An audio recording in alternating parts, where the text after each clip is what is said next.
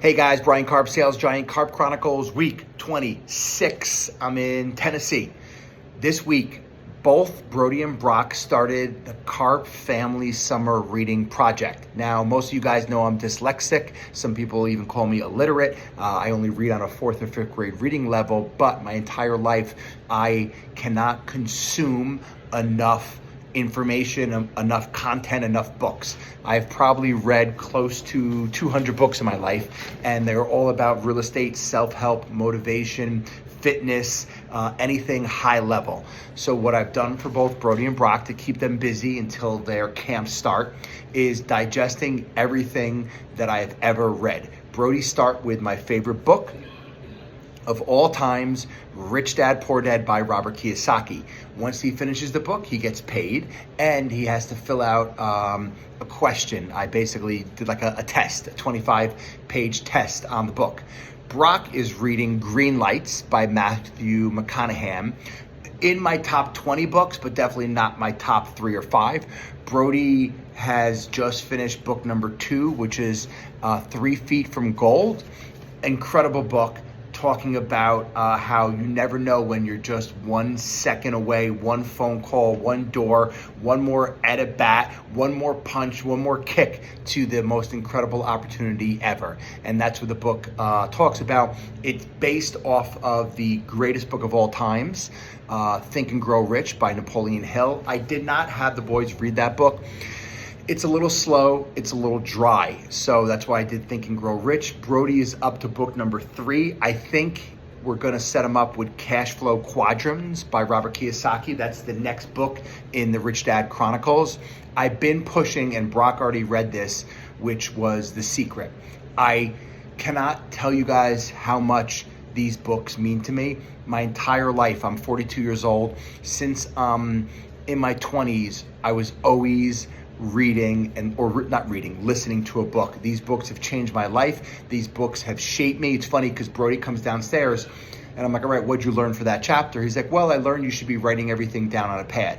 I point to my desk, there's a pad there. He's like, I also read that it's not a goal unless you write it down. I point over here and he looks at my vision wall and it says what I'm gonna do for the Karp family. So books is where I start the entire week off with the boys this week. And going throughout the summer, they could always make money by reading more books. The other thing I did, which I think every one of you guys should think about doing, is I brought my mother to my elder care attorney. And we've been working with him for multiple years, removing all of the assets out of her name and putting it in a family trust. That's just for her assets. To protect her against Medicaid and protect her against, if God forbid she went into a nursing home. I cannot preach to you guys enough how important it is to protect your assets, and it doesn't matter how little you have or how much you have. I'm also meeting with him because I'm discussing moving the Karp family rental portfolio into a family trust, a revocable trust where I could put properties in and remove properties out. So if you guys are interested in it, I could do a whole deep dive into that, but I really think it's the way to go. It's all about building wealth, protecting your assets, and then passing it to the next generation. Last week, I took the boys and Jessica to Paws of War. We made a $1,000 donation to them. That was all because of our flagging event.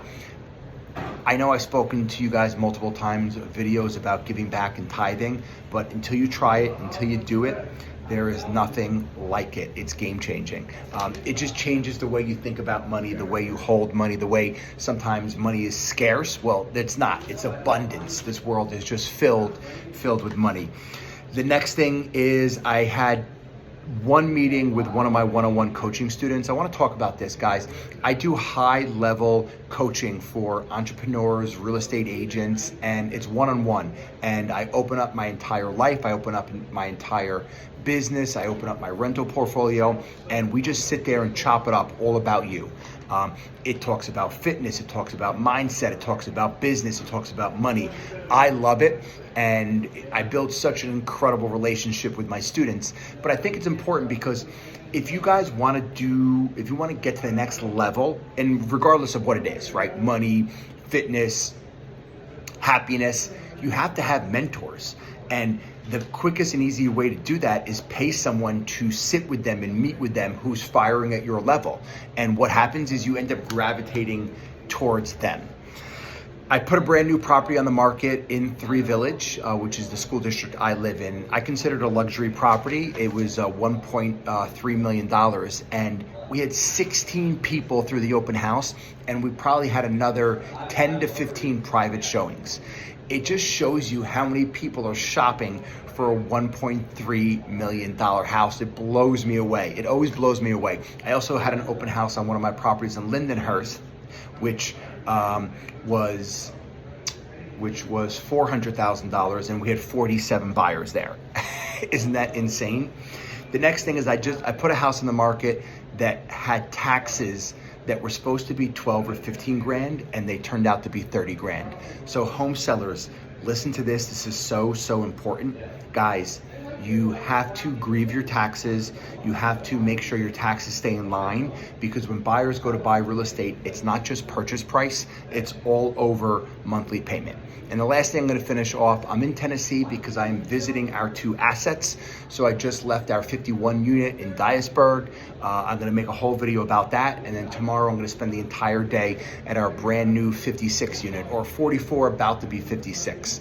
If you like the content, subscribe, like it, and I'm gonna shorten this video because one of my tenants says, Brian, do you have a minute to speak? And that's never a good thing.